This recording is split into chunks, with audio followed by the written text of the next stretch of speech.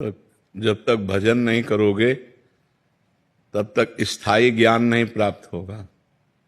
जैसे जानकारी है कि ये गलत काम है, लेकिन हम अपने को रोक नहीं पाते।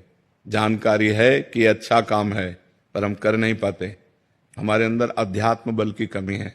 हमें जानकारी हो चुकी है सत्संग के द्वारा कि अवश्य में भोक्तव्यम कृतम कर्म शुभाशुभम। जीव को शुभ अशुभ कर्म को जो किए हैं उनका फल भोगना ही पड़ेगा।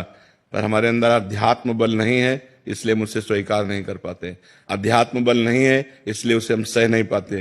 यदि अध्यात्म बल हो तो बड़े से बड़े दुख को भी मुस्कुराकर हम सह सकते हैं। सबको पता है कि शरीर नहीं हूं मैं, शरीर से कुछ अलग हूं, लेकिन शरीर में अगर एक चींटी काटेगी तो वैसे ही कष्ट होगा। तो सच्चा ज्ञान तब होता है जब भजन करे। नाम जितना जप करोगे उतने आप में आध्यात्म बल आएगा।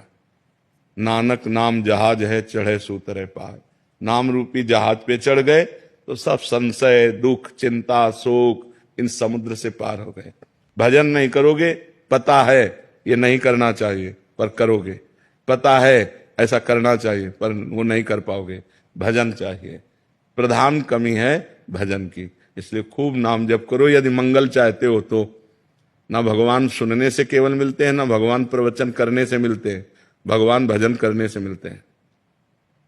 सुनने और सुनाने का एक ही फल है कि हमारा भगवान के भजन में मन लग जाए, हम भजन करने लगें।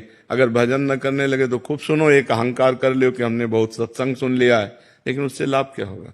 हम कई बार बता चुके हैं कि हलवा की प्रक्रिया बनाना बोलना हमें आ गया और आपने सुनना सुन लिया, लेकिन दोनों ने खाया नहीं, तो लाभ क्या मिला।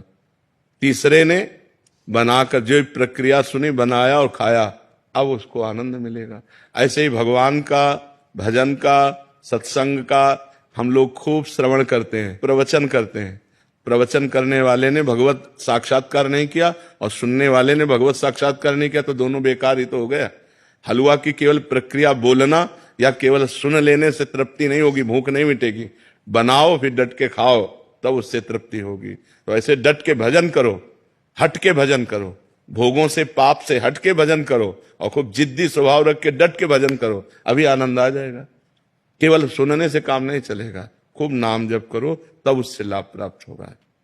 सीमा शुक्ला जी कोलकाता से। राधे राधे।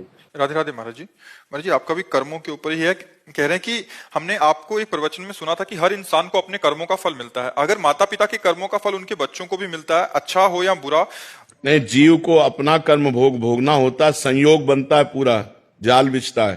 तुम्हारे ये कर्म